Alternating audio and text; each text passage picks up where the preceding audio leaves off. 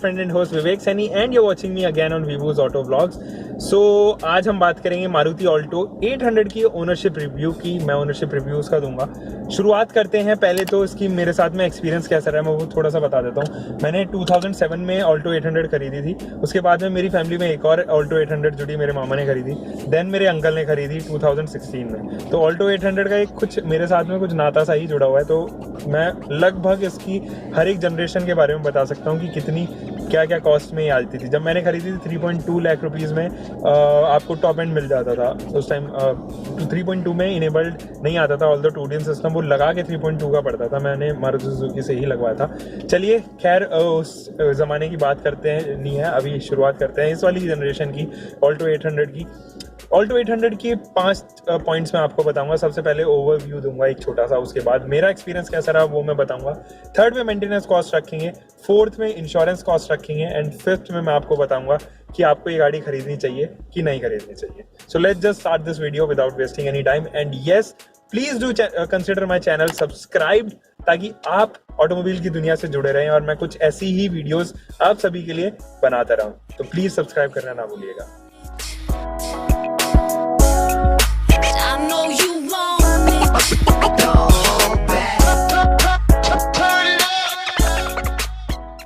So guys, सबसे पहले बात करते हैं इस गाड़ी के ओवरव्यू की। मारुति 800 796 सीसी की इंजन के साथ में आती है। पेट्रोल इंजन ही आपको यहाँ पर मिलता है Maruti 800 as well as K10 में। K10 में आपको 1000 सीसी का इंजन मिल जाता है।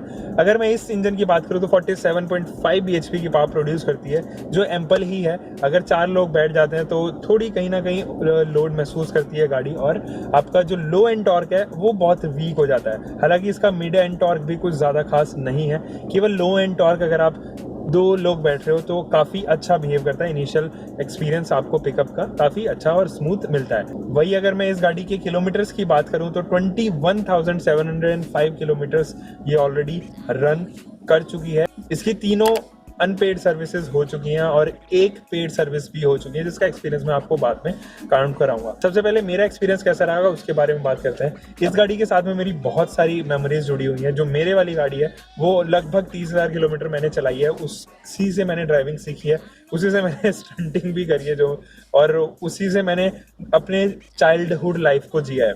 तो मेरा एक्सपीरियंस काफ़ी मेमोरेबल रहा है इस गाड़ी के साथ में। अगर मैं इस गाड़ी के मेंटेनेंस कॉस्ट की बात करूं तो पहली अनपेड सर्विस आपकी रहेगी बिल्कुल फ्री, वो 1000 किलोमीटर्स पे हो जानी चाहिए। सेकंड अनपेड सर्विस 5000 किलोमीटर्स पे। थर्ड अनपेड तो ज़रूर रहती है, लेकिन आपका इंजन ऑयल और आपका ऑयल फिल्टर चेंज होता है तो उसकी कॉस्ट लमसम 800 के करीब आती है और वो आपकी 10,000 किलोमीटर्स पे हो जानी चाहिए। फोर्थ जो पेड सर्विस रहेगी वो आपकी 10,000 से क्रॉस करके, यानी कि 10,000 प्लस क्रॉस करके 20,000 पे होनी चाहिए। एंड फिर फिफ्थ सिक्स्थ हर 10,000 किलोमीटर के या 8 से 10,000 किलोमीटर के इंटरवल पे होनी चाहिए।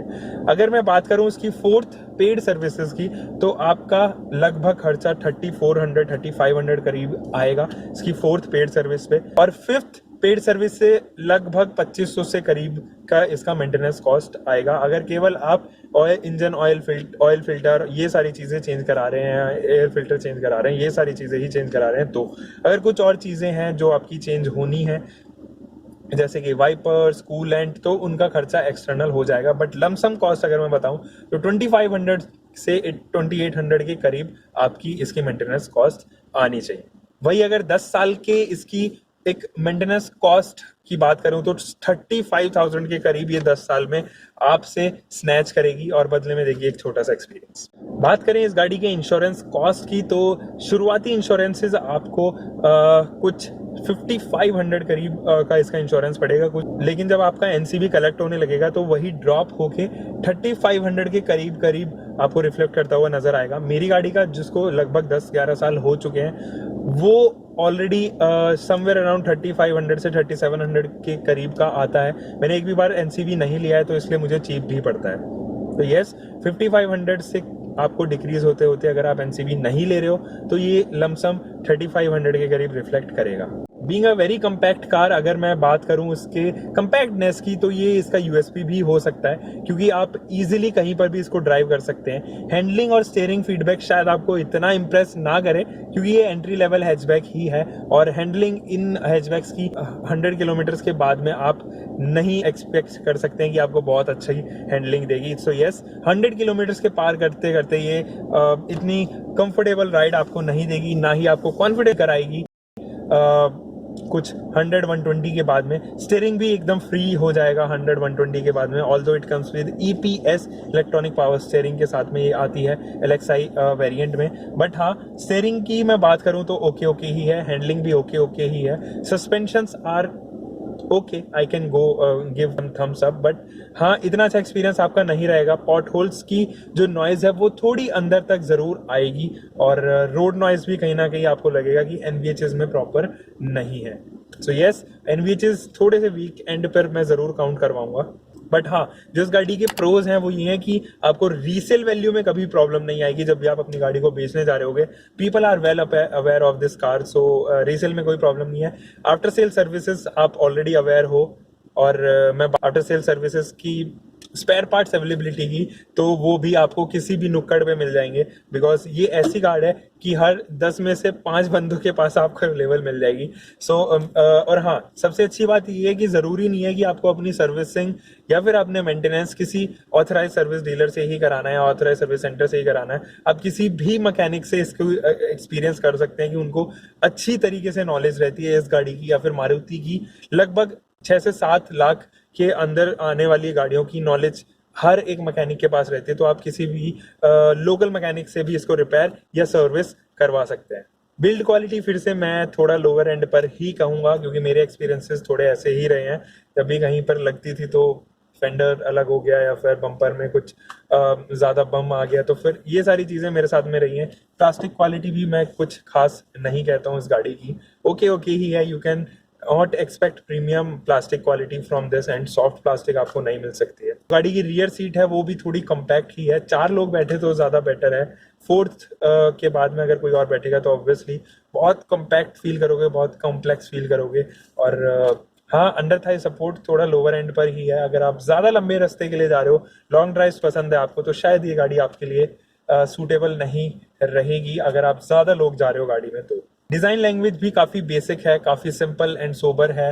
अगर इसी के सेगमेंट की बाकी गाड़ियों की बात करें तो Renault Kwid is one of them, जो बहुत जेम लगती है, और रेडिगो भी ऑब्वियसली। इसके साथ साथ इयॉन का जो फ्लूइडिक डिज़ाइन है वो भी लोगों को इम्प्रेस करता है। बट हाँ, ये गाड़ी थोड़ी बेसिक रहेगी।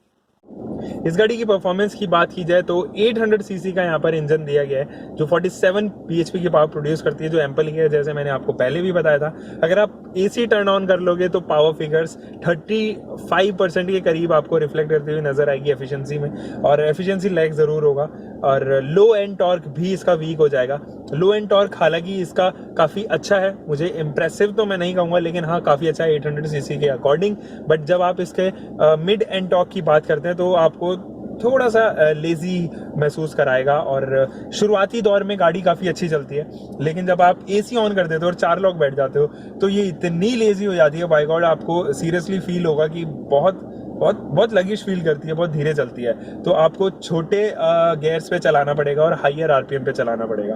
तो yes, thanks to 5 speed manual transmission जो इसमें दिया गया है। पहले 4 में जैसे मारुति 800 आती थी, वैसे अगर आती तो शायद और भी डिफिकल्टीज आपकी बढ़ जाती, but thank God Maruti Suzuki ने एटलीस्ट 5 स्पीड मैनुअल ट्रांसमिशन इसमें दिया। टॉप स्पीड स्टेबिलिटी भी मैंने जैसे आपको बताया था कि वीक ही है, so better not try it on 3 digit numbers, 3 digit speeds. Braking इस गाड़ी की डिसेंट ही मैं कहूँगा, ABS के साथ में ये नहीं आती है, तो ज़रूर आपको यहाँ पर भी प्रॉब्लम फील करते हुए नजर आएगी ये गाड़ी। और ABS के साथ में ना होने की वजह से यही है कि अगर आप 80-90 स्पीड पर चला रहे हो, आपको डीप ब्रेक मारने के पड़े तो आपकी जो व्हील्स हैं वो ज़रूर लॉक हो जाता है। सो लास्ट पॉइंट पे बात करते हैं वर्डिक्ट की, और क्या आपको ये गाड़ी खरीदनी चाहिए, should you really buy this car. मेरे ख्याल से आपको ये गाड़ी खरीदनी चाहिए, बट इसका टॉप वेरिएंट यानी कि K10 वेरिएंट आपको खरीदना चाहिए, जो 1000 सीसी के इंजन के साथ में आता है। वो क्यों? Because it produces more power, it is a more powerful engine, it is more volumetric engine, अगर मैं कंपेयर करूं बाकी छोटी कार से, तो वो लगिश फील नहीं करता है। अगर आप 4 लोग भी बैठे हो तो it can decently carry you away. AC on के साथ में भी ठीक है, उसका भी लॉ एंड टॉर्क आएगा, नो डाउट। 4 लोगों के साथ में AC चलाओगे तो फिर 1000 सीसी में भी फर्क पड़ेगा, बट हाँ, इससे ज़्यादा अच्छी उसकी एफिशिएंसी है, फ्यूल एफिशिएंसी है, इससे ज़्यादा वो पंची फील करता है और इससे ज़्यादा वो स्पेशियस भी है।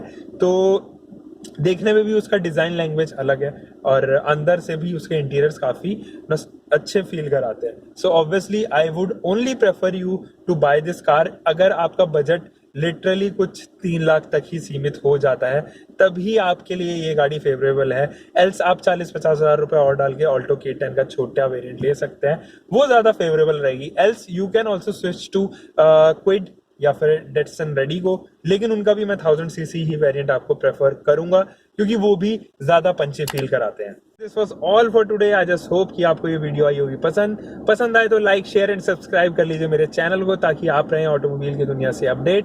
Until for the next time, bye bye, take care and do follow me on the Instagram as well. Safety को प्राइम इंपॉर्टेंस दें, उसको बिल्कुल भी नजरअंदाज ना करें। मिलते हैं कुछ ऐसी ही वीडियो में। Bye bye, take care.